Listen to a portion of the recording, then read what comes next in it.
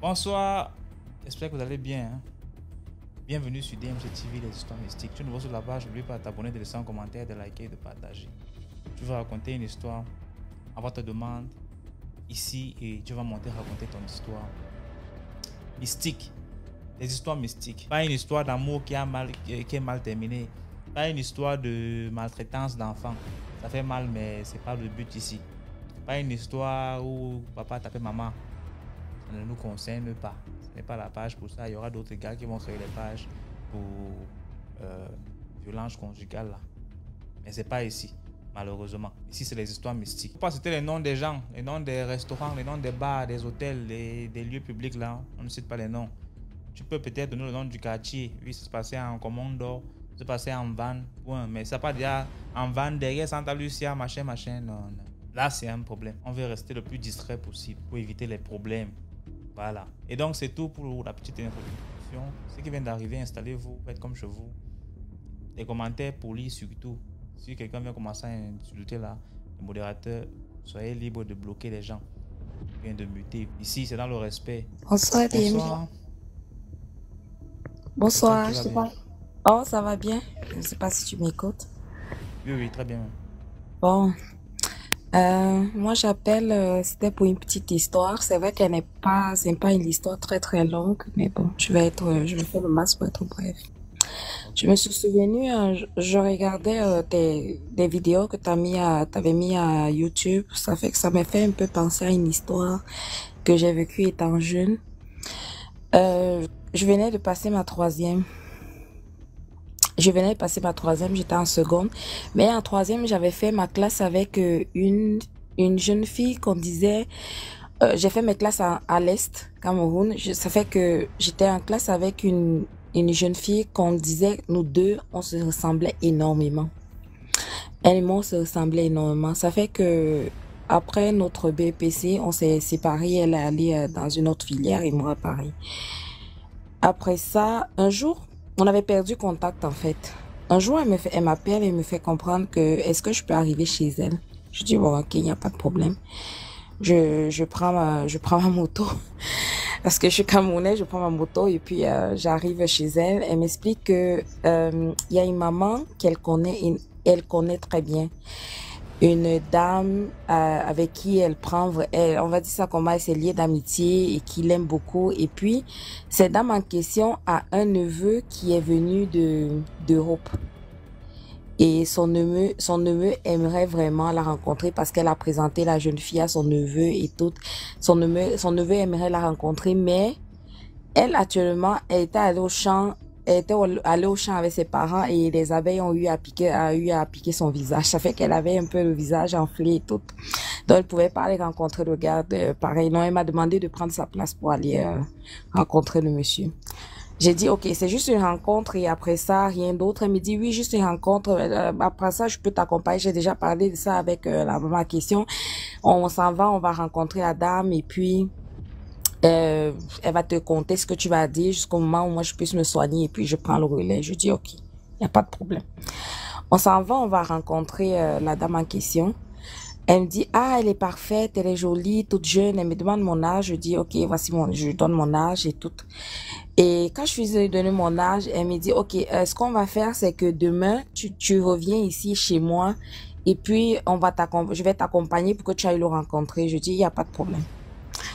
Je rentre à la maison, comme on dit, quand t'as des parents qui sont en prière, sans vous mentir, ma mère.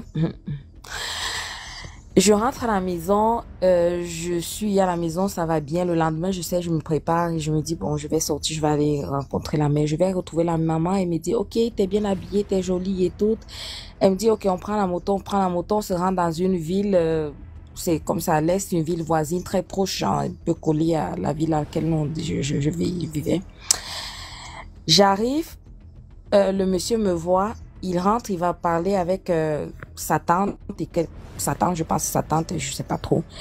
Ils se mettent à parler, il revient me voir, il me dit, t'es très belle, t'es parfaite pour ça, t'es parfaite pour être avec moi et tout. Ils ont parlé, ça a un peu tiqué dans moi, j'ai dit, c'est parfaite comment?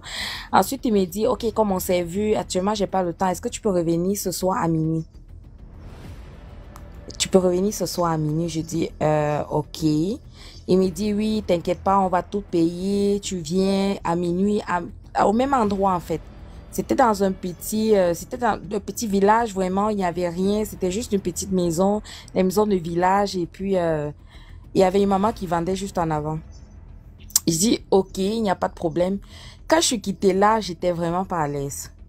Vraiment pas à l'aise du tout.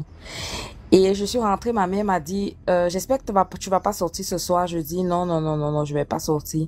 Elle me dit, j'espère vraiment bien. Je suis rentrée à la maison, un cœur m'a dit, mais qu'est-ce que tu allais faire? Parce que c'est après que j'ai réalisé, j'ai dit, mais qu'est-ce que tu vas faire? À minuit, à partir de 23h55, mon téléphone a commencé à sonner.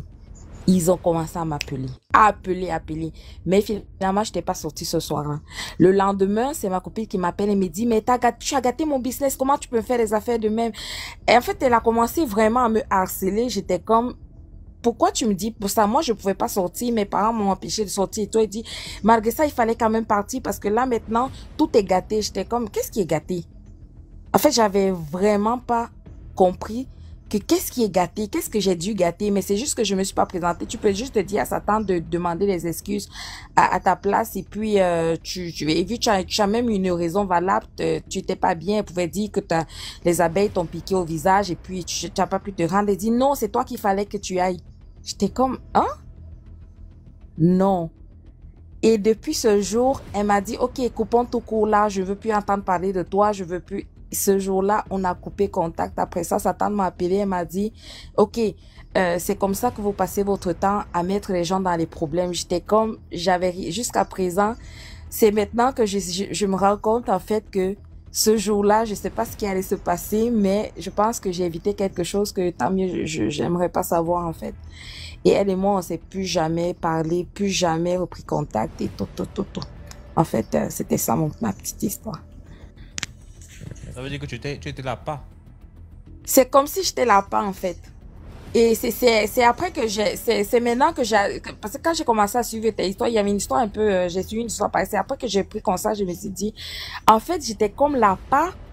Je sais pas ce qu'ils allaient me faire. Et pour rencontrer un benguiste, en fait, il venait de France, il a l'argent et tout. Pour rencontrer un benguiste, aller dans un village, je me demande de sortir de chez moi à 23h pour me rendre là-bas à minuit. Et il me dit, minuit t'attends, tu dois être ici. Il veut seulement faire quoi à minuit? Il attend seulement les étoiles filantes ou c'est comment? Moi, mais je ne sais pas. Je ne sais vraiment pas. Et Dieu m'a vraiment épargné. Et je sais pertinemment que Dieu m'a épargné. C'est pas parce que moi je prie trop. Je pense que c'est vraiment la couverture maternelle, la couverture de mes parents qui ont fait en sorte que moi je puisse échapper à ce piège-là ou à ce guet-apens. Parce que là, vraiment, sur le coup, on se rend pas compte de ce qui se passe, mais c'est bien plus tard que tu te dis, wow, c'est vraiment compliqué. Mais merci beaucoup pour l'histoire. De rien. Bonne soirée à vous. Mais à toi dans les commentaires. Oui. Bonsoir Black. Oui, allô, bonsoir DMG. J'espère que tu vas bien. Oui, je vais très bien chez vous. Très bien, merci. Bon, ce soir j'ai une petite histoire. C'est encore une histoire. Les écouteurs. J'ai branché le bal. Enfin, les baffes en fait, comme j'ai du mal à bien entendre. Hein? Je vais déconnecter. Il faut déconnecter, c'est volume est très bas avec les écouteurs.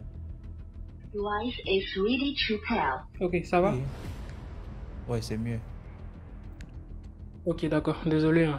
Comme je n'entendais pas très bien.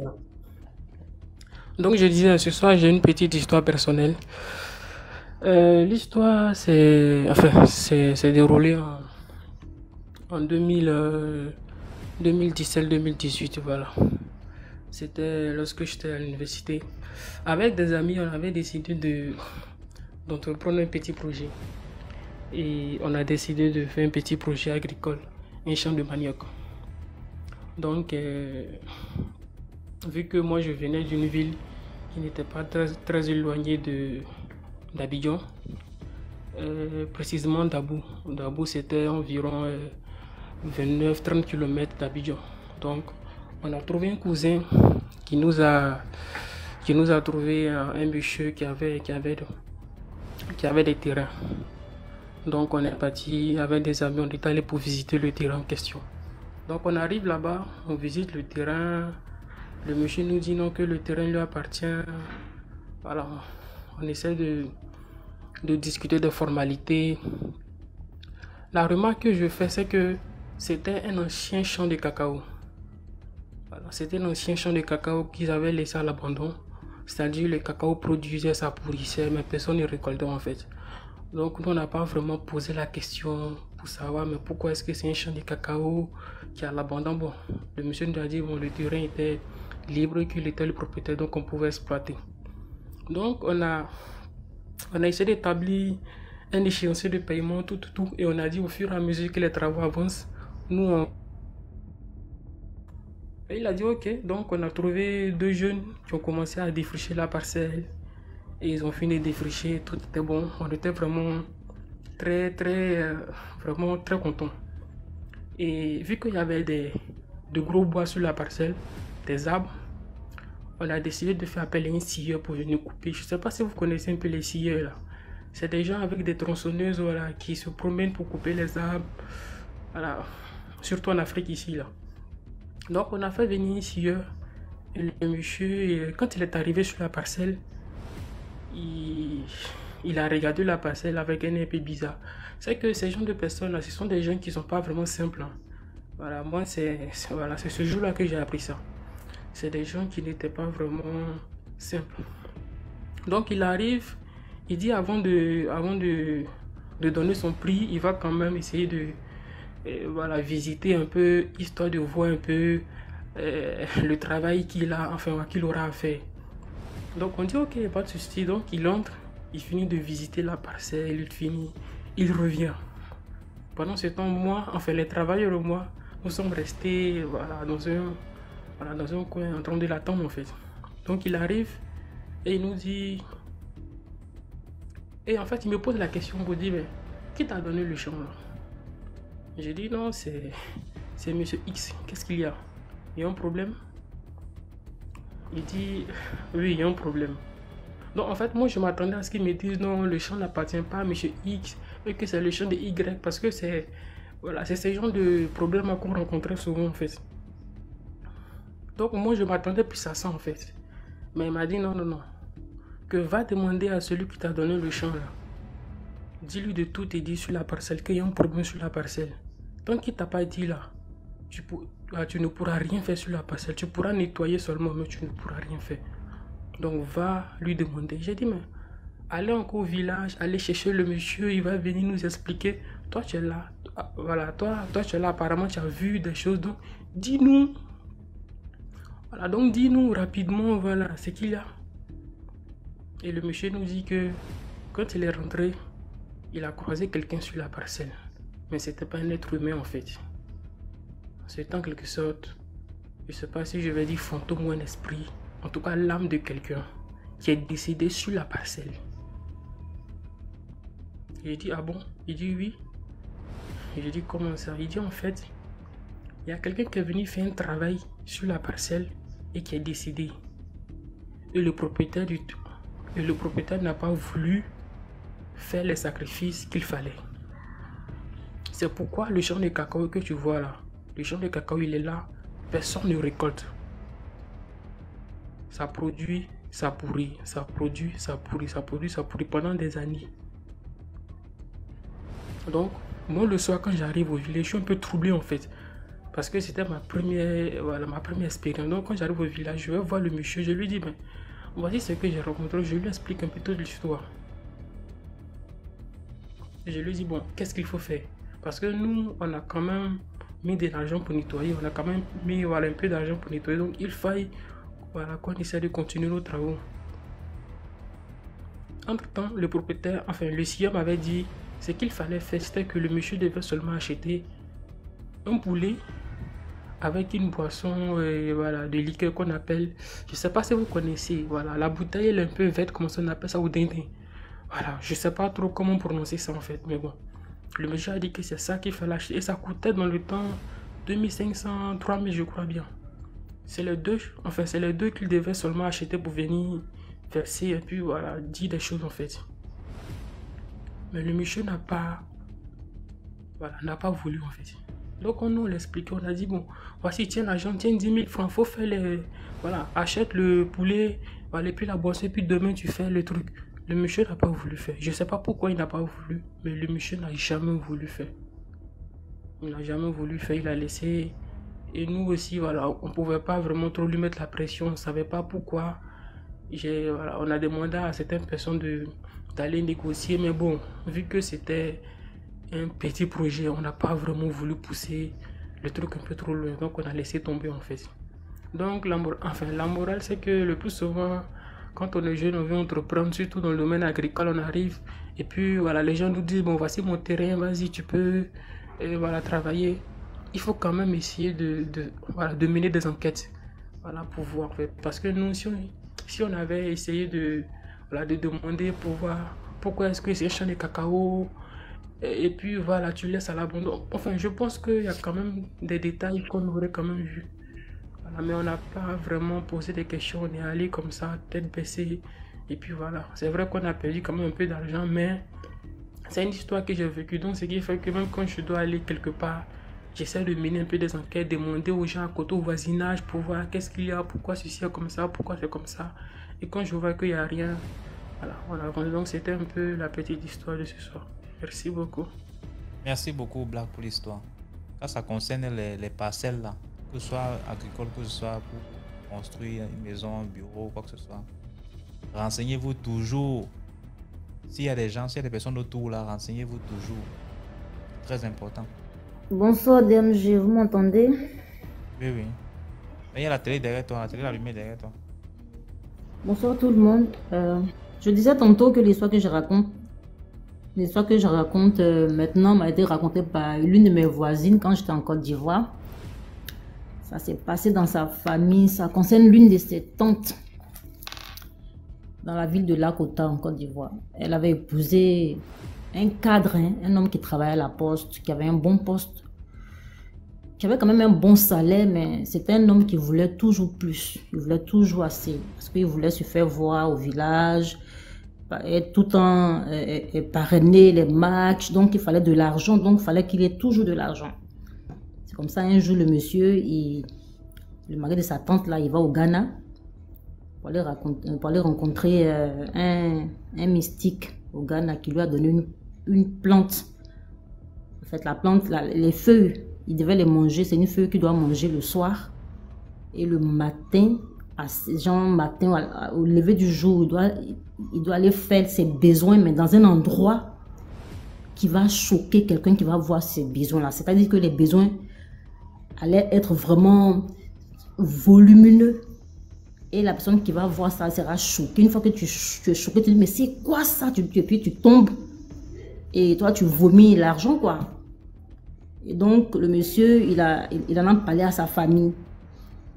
Et ils ont trouvé que, bon, ils ont tous été d'accord, hein. Mais ce qui est bizarre, c'est que le monsieur, il a choisi sa femme. Parce que la femme, elle n'est pas de chez lui. Elle, c'est la tante de ma voisine, elle n'est pas de chez lui. Donc, la pauvre dame, elle n'était même pas au courant. Voilà, elle était censée chauffer de l'eau pour son mari qui avait une mission la veille à 5 h du matin. Comme ça, quand elle dépose le seau dans la douche, lui, il a déjà fait le gros popo là. Comme ça, elle rentre et puis elle était censée crier et puis elle tombe en même temps. Le popo là l'envahit et puis elle devient l'argent. Mais comme la dame, elle était quand même gentille avec les cousins de son mari qui étaient à la maison, les beaux. Donc, parmi les cousins, là, il y a un qui allait quand même lui souffler quelque chose. Que, ah, tata, vraiment, tu es gentil avec nous. Quand on est ici, tu nous donnes à manger. Tu es quand même une gentille dame. Voici ce qui se passe dans la famille. Voilà, notre oncle, il a envoyé un remède là qu'il doit manger cette nuit. Et il va aller faire un gros caca, là, excusez-moi de dire ça, dans la salle de bain, par terre. Et il va te dire, lève-toi, chauffe-moi de l'eau, je vais me laver, j'ai quelque chose à faire. Comme ça, quand tu vois le popo là, que tu cries, tu vas tomber, tu meurs. Donc, fais un effort, ça sera, mais fais un effort. Moi, je te dis parce que tu es gentil, donc fais un effort. Attrape le cœur, quand tu vois ça, tu dis rien. Donc, la dame, son mari, il arrivait vers 4h30 pour dire, bon, chauffe-moi de l'eau et tout ça, je dois me laver parce que je dois me rendre à une émission. J'avais même oublié. Donc, la dame, elle chauffe de l'eau, elle était déjà au parfum de la chose, elle chauffe l'eau, elle met dans le seau. Et elle va, quand elle rentre dans la salle de bain, je dis qu'elle voit la montagne là. C'est-à-dire que tu vois qu'il y a les toilettes qui sont là et quelqu'un fait ça par terre. Forcément, un être normal, tu vas dire, mais qui a fait ça? Donc elle attrape la bouche là, elle sort doucement de la salle de bain. Mais son mari la voit, il est étonné, il dit, mais tu n'as rien vu là-bas? Elle dit, non, mais je n'ai rien vu. Comment ça? Il dit, mais comment ça, tu n'as rien vu? Tu es en train, tu as déposé le seau d'eau dans la douche, tu n'as rien vu? Il dit, mais j'ai rien vu. Il se lève lui-même, il va, et comme elle n'a pas crié, elle n'a pas crié, donc quand il est entré là, c'est lui-même qui est tombé, il a eu un choc, il est tombé et il est parti à sa place, quoi. Il est parti à sa place, et la dame, c'est comme ça qu'elle a quitté la famille, elle a pris ses bagages, elle est rentrée. Pour dire un peu que quand tu viens de te marier dans une famille, c'est vrai que les beaux-parents, ils sont hypocrites. Mais il faut quand même être un peu gentil aussi avec eux parce que quelqu'un d'entre eux peut te sauver. Voilà, c'était ma petite histoire. Bonne soirée à tous dans les commentaires. Comme quoi, il faut toujours être gentil avec ses beaux. Hein. Tout à fait. Merci beaucoup. Bonsoir la Vivi. Ça va? Très bien, et toi-même? Ça va. J'ai une petite histoire là, à vous raconter. C'est très très mystique. Alors, c'était il y a quelques années de cela, j'avais dans la vingtaine d'années et j'avais rencontré quelqu'un. C'était un homme qui avait 10 ans de plus que moi et à chaque fois, il m'invitait chez lui. Mais moi, étant jeune, voulant profiter, en fait, je profitais de lui, quoi. Il m'invitait, j'invitais mes copines, j'étais chez lui.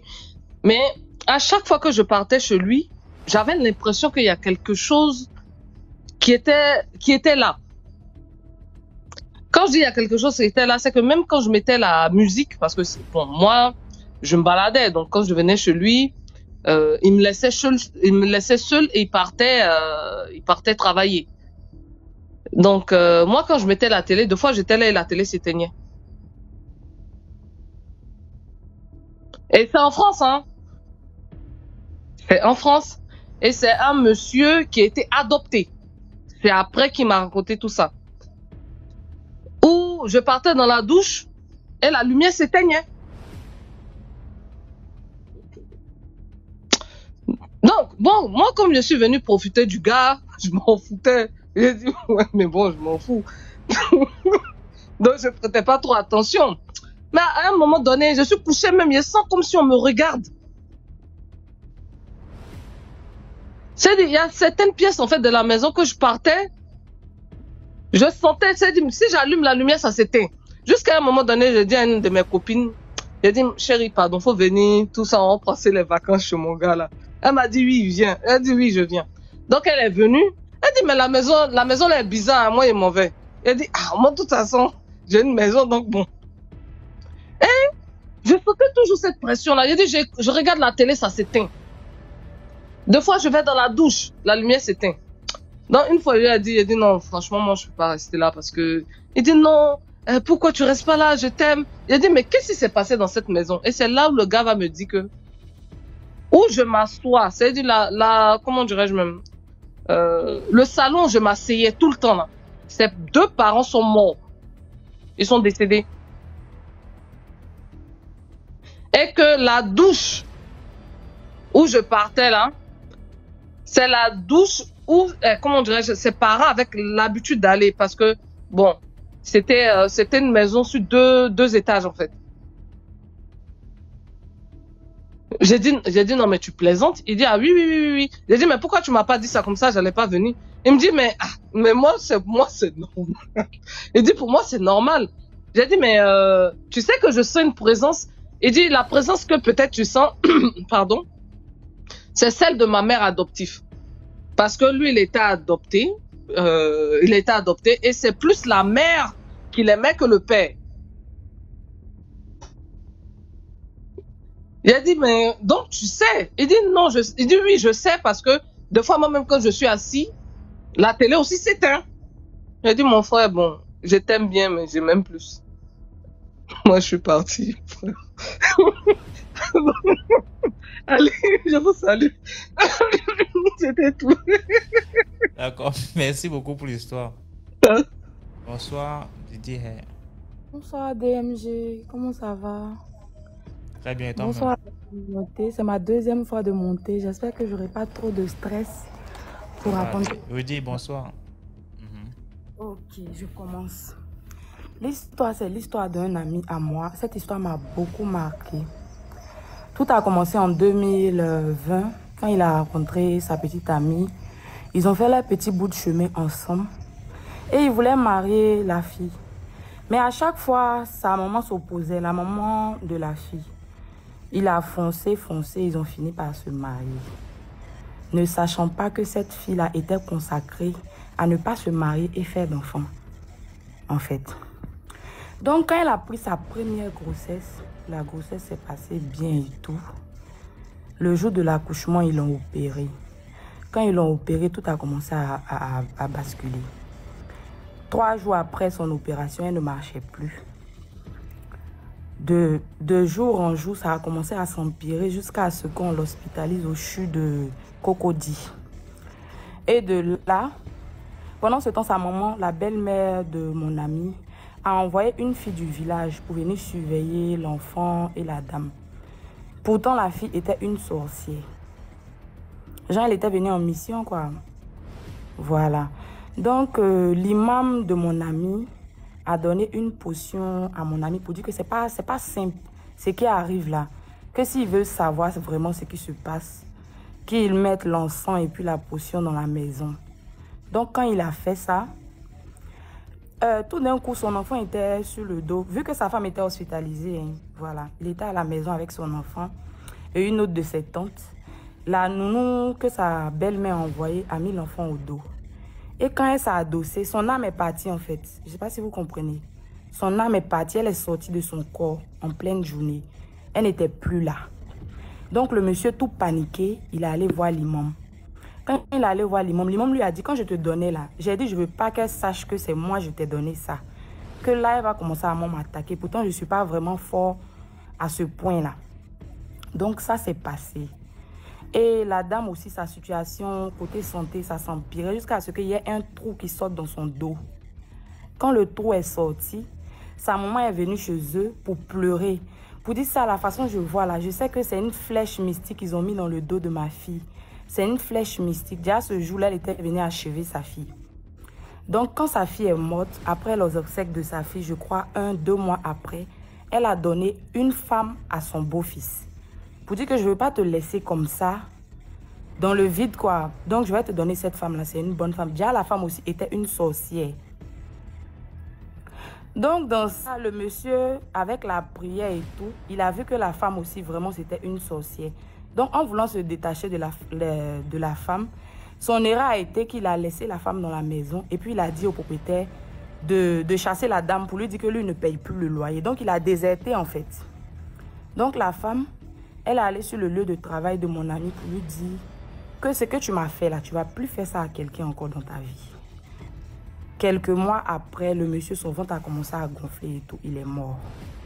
Donc, les deux sont morts. Ils ont laissé leur enfant comme ça. Voilà, chacun pourra tirer une conclusion à cette histoire. Voilà, c'était tout. Merci beaucoup, Didier, pour l'histoire. Ok, de rien. Il y a des conclusions déjà. Avant d'épouser quelqu'un, il faut d'abord faire des recherches sur sa famille. C'est très important. Je vais épouser une fille, on a consacré au Dieu, je ne sais pas quel Dieu, de ne pas se marier. Hein? Allô DMG. Bonsoir.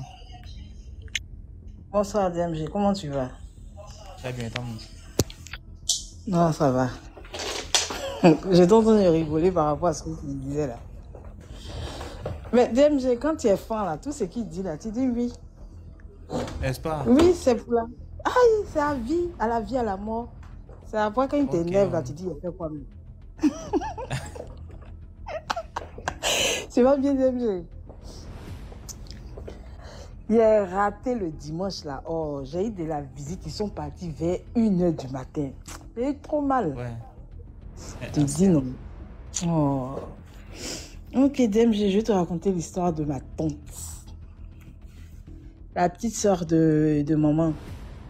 La dernière fois quand j'ai raconté l'histoire avec mon ex, il y avait le hockey. Là, les gens me demandaient si j'étais toujours avec. Non, 3 ans après cette révélation, je suis venue en France. Donc, voilà, chacun a fait son petit bonhomme de chemin. Donc, voilà, c'est séparé. Je me suis mariée, lui s'est marié là-bas. Et puis bon, voilà, la vie continue. Donc, ben, la petite sœur de maman, elle était mariée à l'époque. Elle était avec son mari, avec qui elle a eu 2 enfants. Mais elle était en province, voilà, à l'intérieur du pays. Voilà, Abidjan, au pays, on dit à l'intérieur du pays. Elle était à l'intérieur du pays. Puis une année, il y a eu une manifestation dans la communauté, dans la commune. Et puis, elle a rencontré un monsieur. Un monsieur bien, bon, qui travaillait à la capitale, tout et tout, qui lui a fait du charme et tout. Elle a cédé. Elle a laissé son mari. Elle a suivi le monsieur à Abidjan. Quand elle est arrivée, en tant que le monsieur, apparemment, il ne lui avait pas tout dit. Il avait déjà 2 femmes. Et quand elle est arrivée à Abidjan, il a déposé à la maison, chez ma maman, chez nous, quoi. Elle est restée là. Elle a fait 1 enfant, 2 enfants. Ma maman dit non, non, non. Si tu as quitté ton mari et puis tu es venu à Abidjan, c'est pas pour rester chez nous. C'est pas pour rester chez moi. Moi, j'ai mon mari ici avec mes enfants. Tu es assise ici, on ne sait pas à quel moment, tu es tout enceinte, tu accouches seulement. Il faut que tu partes dans ton foyer. Parce que tu quittes un foyer pour venir, c'est pour aller dans un autre foyer. C'est pas pour venir t'asseoir chez moi et puis tu vas accoucher comme ça. Donc, ok.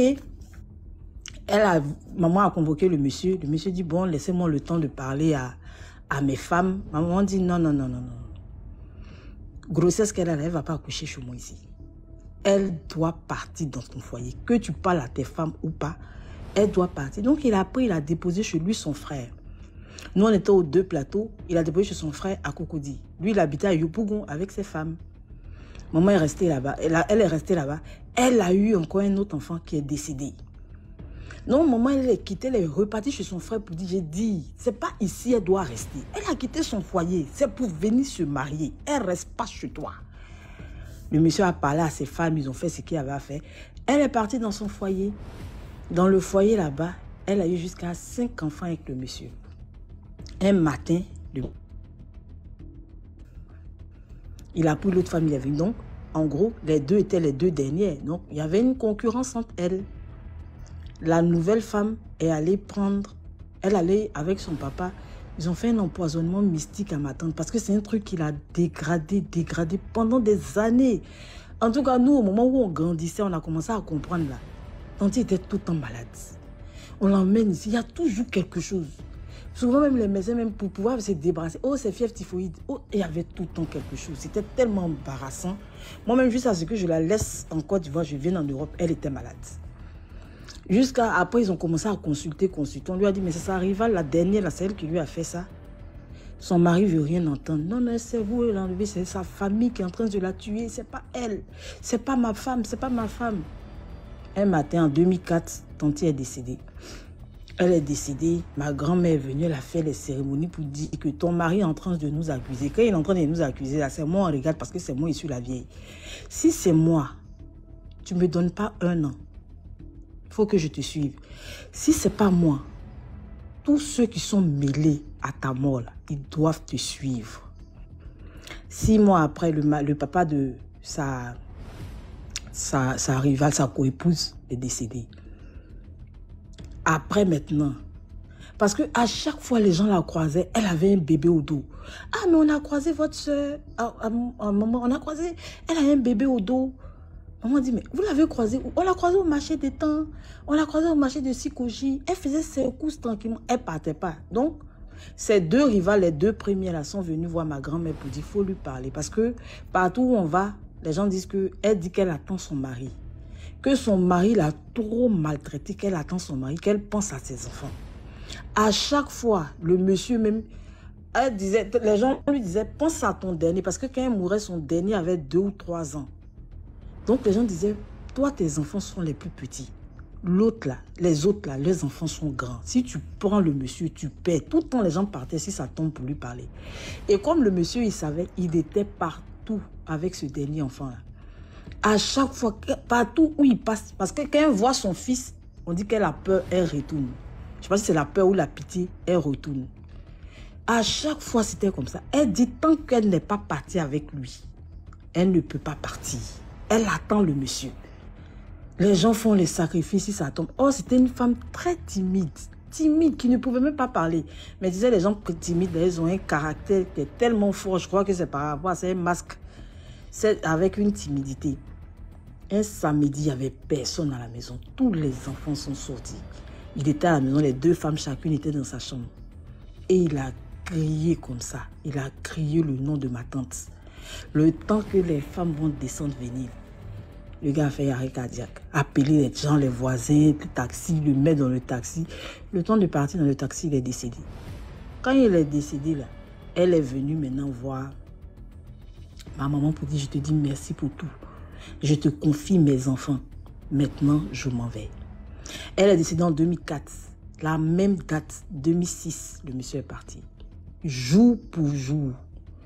Elle est venue, elle dit, je suis venue maintenant. Maintenant, mon mari, mon enfant et moi, on s'en va. Et c'est comme cela que elle est partie. On ne l'a plus jamais revue. Le monsieur est mort comme ça. Les deux autres femmes sont restées. La dernière qui était là, elle a fui, elle est partie. Bon, elle-même avec tout ce qu'elle voyait, elle ne pouvait plus rester. Elle a fui, elle était partie bien avant. Et les deux, ils sont restés comme ça. Donc, c'est pour dire que souvent, chose comme on appelle, beaucoup de femmes, c'est bien. Mais il y a trop de problèmes dedans. Je ne sais pas comment les gens arrivent à vivre avec plusieurs femmes. Chacune a son esprit. Chacune lutte pour la réussite de ses enfants. C'est trop compliqué. C'est trop compliqué. Donc, bon, voilà, c'était ma petite histoire. D'accord. Merci beaucoup, mes papillons. Ok, DMG. À tout à l'heure. Je suis en train de faire un truc, je reviens. Bonsoir, Axel. Bonsoir la communauté, partagez, likez.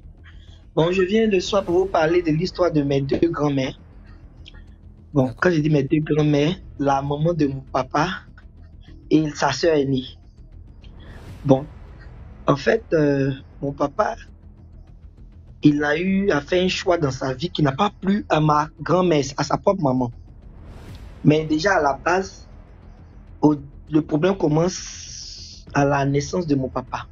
Vu que ma grand-mère était dans un foyer polygame, elle était la plus belle. Et la rivale étant jalouse, quand ma grand-mère a accouché mon papa, quand elle partait se laver, elle a marché sur des médicaments qui l'ont paralysée. Donc ce qui a fait que la grande sœur a récupéré mon papa depuis son premier jour de naissance. Et comme elle n'avait pas d'enfant, ma grand-mère lui a dit, bon, grande sœur, je ne peux pas marcher, toi prends mon fils. Donc mon papa naît et grandit dans la main de sa tante. Alors, nous, on est des années après. Mon papa, il est marié avec notre maman. Mais il y avait un problème entre mon papa et sa propre maman. Sa maman qu'il a mis au monde, que je vais appeler Marguerite. Marguerite n'était pas contente du choix qu'il a porté sur ma mère parce qu'elle n'aimait pas ma maman. Donc, elle ne voulait pas que son fils marie, puisqu'il était très instruit. Il ne devait pas prendre une femme du village. Et l'autre qu'il a élevé, on va l'appeler Georgette. Donc, Georgette et Marguerite étaient dans la sorcellerie. Donc, Marguerite qui dit à Georgette, bon, comme il n'a pas fait ce que je demande, on n'est qu'à le tuer. Et Marguerite a dit, non, toi aussi, tu es trop truc. Gardons ses affaires, rendons-le pauvre, et puis bon, on verra la suite. Si on le rend pauvre, qui ne peut rien nous apporter demain, on le liquide. Donc, ceci étant, nous, on a grandi, on s'est mariés, on est partis. Et il a invité ses deux mamans à la maison avec ma maman. Donc, un samedi, on est venu rendre visite à papa. Et on était dans le grand salon. Et les deux vieilles, là, étaient sur la terrasse là. Tout d'un coup, une dispute éclate. Ah. Mais c'était jamais arrivé. Mon papa même était étonné parce que c'était jamais arrivé. Une dispute qui porte sur quoi? Il y a Marguerite qui dit à Georgette que moi, j'en ai marre d'attendre. Finalement, tuons-le. Moi, je veux le tuer. Et Georgette qui dit, mais toi aussi, on est déjà vieille. Si on le tue là, qui nous enterre? Moi, je ne peux pas accepter ça. Elle dit, mais c'est pas à ton niveau, c'est moi qui l'ai accouché. L'autre aussi dit, oui, tu l'as accouché, mais c'est moi qui l'ai allaité. Puisque le premier jour, il est né, tu étais paralysé, c'est moi qui l'ai pris. Donc, moi, franchement, je veux que mon fils m'enterre. Donc, oui. Nous, on n'a jamais vu ça. On sort du salon, on vient. On va pas dire, mais qu'est-ce qu'il y a? Et puis, on n'a pas la paix. Et puis, je n'ai jamais vu. Et Marguerite, comment elle s'appelle, Georgette, elle casse le papeau, comme on dit en Côte d'Ivoire. Elle vend la langue au chat. Elle dit, mon fils, elle te dit la vérité. Parce que cette histoire-là, moi-même, je ne comprends pas. Tu te rappelles quand tu as démissionné de ton travail international, là, c'est moi et puis ta maman. Bon, on a fait tout, on a tué tes 8 enfants. On t'a fatigué jusqu'à... Maintenant, le soir, on est en train de causer là. Elle dit qu'aujourd'hui, elle est fatiguée, on est qu'à te tuer. Moi, je ne peux pas accepter parce que je compte sur toi pour m'enterrer. Il dit, ah, nous tous on dit, hé. Elle dit, oui. Donc, il regarde, il dit à sa maman, Marguerite, c'est vrai, elle parle pas, elle a baissé la tête. Et il y a Georgette qui lui dit, mon cher, tout ça, là, on va régler ça ce soir. Celle qui va se réveiller matin en bonne santé, là, c'est elle qui aura gagné. Parce que moi, je ne peux pas laisser qu'elle te tue aussi. Moi, je veux que tu m'enterres dignement. Donc, à partir de cette nuit, il a commencé à faire le décompte. Celle qui va mourir bientôt, c'est que c'est elle qui a perdu le match. Aïe. Mon papa dit, hey. Elle dit, oui. Bon. Il dit, ok, d'accord, battez-vous. Celle qui est morte, tu vas l'enterrer. Celle qui n'est pas morte aussi, c'est ça. Et puis nous, on est parti. La nuit, on est couché, on dit, ah, les vieilles là, LDMG. J'ai dit bien 3 mois. 3 bons mois. Il a fallu que sa propre maman Marguerite meure. Du coup, lui, il n'a pas parlé le jour du funérail, lui, il a porté son costume. Il était très bien habillé, puis il est venu en retard. Quand il a dit, mais je viens faire quoi? C'est moi, il m'a raté. Donc, quand il m'a raté, je viens, je l'amène dans le trou. Et le tout est joué. Et le lendemain, tu lui dis, mais tu as vu, je t'ai dit que le combat serait rude. C'est vrai qu'elle est sorcière, mais moi, je suis la grande sœur. Donc, j'ai plus de pouvoir qu'elle. Donc, pardon, tu as vu que j'ai même sacrifié ma sœur là. Donc, pardon, le jour que je meurs là, faut pas m'oublier. Il dit, ne t'inquiète pas, je vais te faire des grandes funérailles. Je vais bien t'enterrer. Et effectivement, un an après, elle est décédée et il l'a enterré dignement aussi. Donc, pour vous dire que franchement, les gens n'ont plus honte dans les choses de sorcellerie là. Aïe. Ah, ça. Pour le choix de ton propre fils, ton propre enfant, ton premier enfant, son choix. Parce que nous sommes nés 11, nous sommes restés 3 au final. Mais... Ils ont bouffé tous les enfants. Et nous, maman pensait que c'était des fausses couches naturelles. Et c'est le jour où elle l'a avoué, elle dit on a fini 8. Mais ça, elle pas laisser que tu le courage de demander qu'on l'enterre normalement. On l'enterre. On va la pendre sur le au moins, DMG, la partie où elle te dit que le combat sera rude ce soir, et puis elle descend sa propre petite soeur. Si mon papa dit pas oui, il va vivre. Quelque chose, ils ont déjà enlevé 8, 3 paires de jumeaux, puis 2 garçons. Sans compter nous autres là même, là, nous a mis en suspension, en point d'interrogation. Il a fallu que toute cette bande de péprelou papa là tombe d'abord avant que chacun voie le bout du tunnel là. Souvent, on ne discute pas. Si on dit que quoi, faut dire oui. C'est un nom qui envoie par là, ou bien. Nous, notre famille, on est dedans là. C'est là-bas les poulets, on les intestins verts. C'est là-bas. Chez nous, là, faut croire. Faut croire. Donc, sur ce, je vais descendre et merci à la famille, likons, partageons et que Dieu nous garde. Merci. Merci. Bonne soirée. Merde, Tom. Bonsoir, Dynastie l'unique. DMG. Déjà, ça fait un plaisir de te voir parce que je suis un grand fan depuis la Côte d'Ivoire. Merci. D'accord, donc l'histoire que je vais raconter, c'est l'histoire des jumelles sorcières.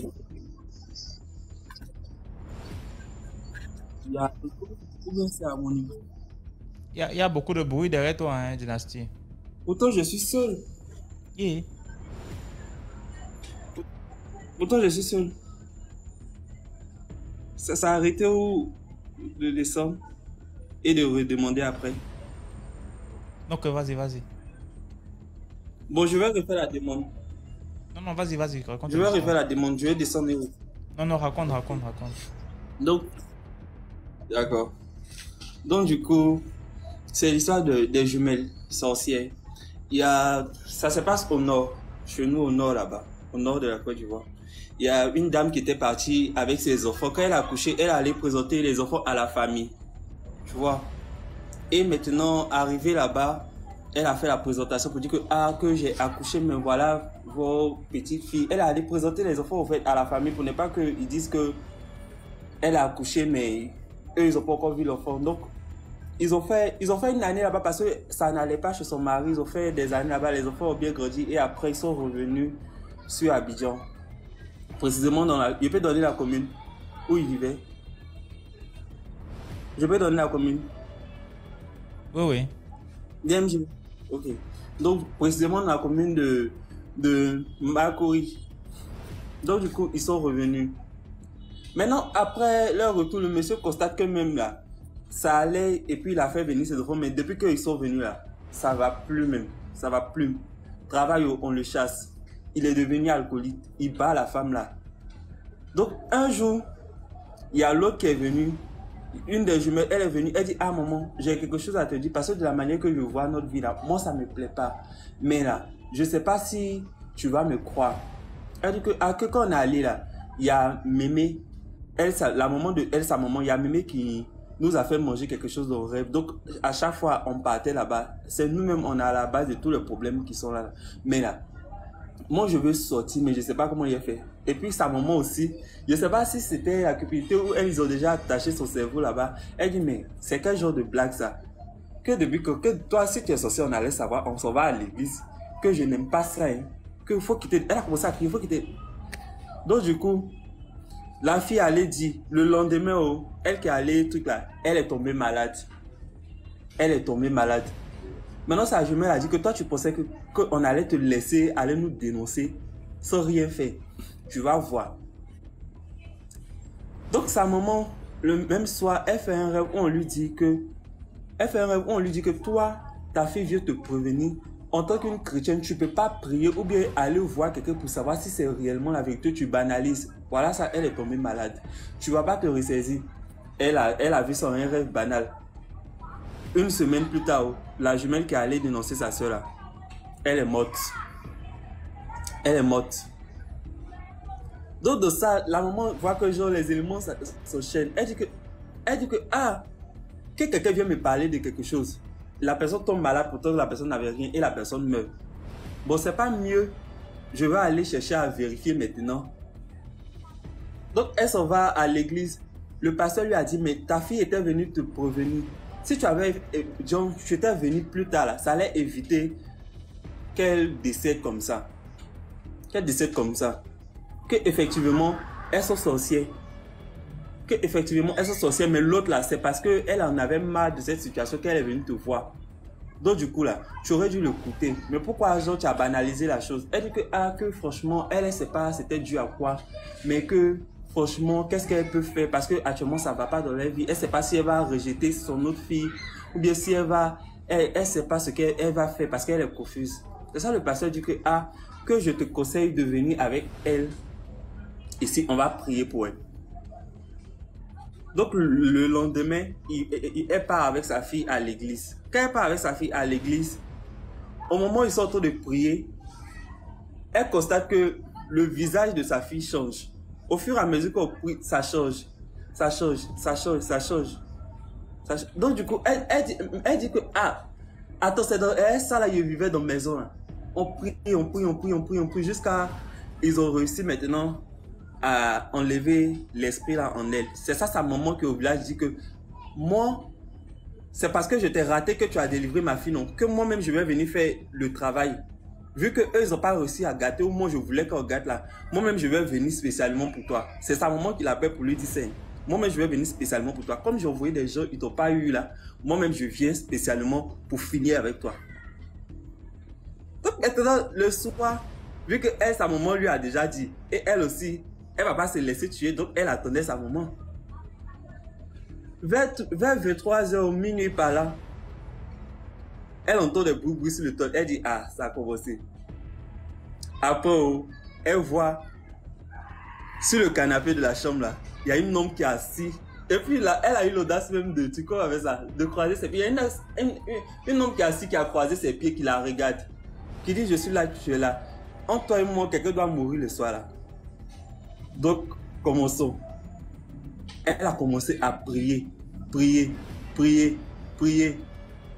Mais comme Dieu est Dieu, c'est sa maman qui est tombée. Parce que tu peux avoir un degré de sorcellerie, mais devant Dieu là, tu n'es personne. Quand sa maman est décédée là, elle dit, elle ne met pas ses pieds là-bas. Elle ne partira plus au village. Elle est restée comme ça avec sa fille. La moralité, c'est quoi? Il y a des parents, quand un enfant s'approche d'eux pour leur expliquer un problème là, ils ont tendance à banaliser ça. Et c'est quand il est trop tard maintenant qu'ils se rendent compte qu'ils auraient dû penser au sérieux pour éviter beaucoup de dégâts. Voilà, c'était ça mon histoire en tout cas. Merci beaucoup, Dynastie, pour l'histoire. Merci. Et dans les commentaires. Bonsoir, Maïra. Oui, comment ça va? L'autre jour, je t'avais parlé les histoires de Garoua Marwa là. C'est pour ça que je voulais te dire bonsoir. Comment tu vas, mon fils? Je vais très bien, maman. Allô? Alors, je vais très bien. Non, mais vraiment, je te félicite beaucoup parce que... Moi, ça va, mon fils. Ça va, mon fils. Ça va, mon fils.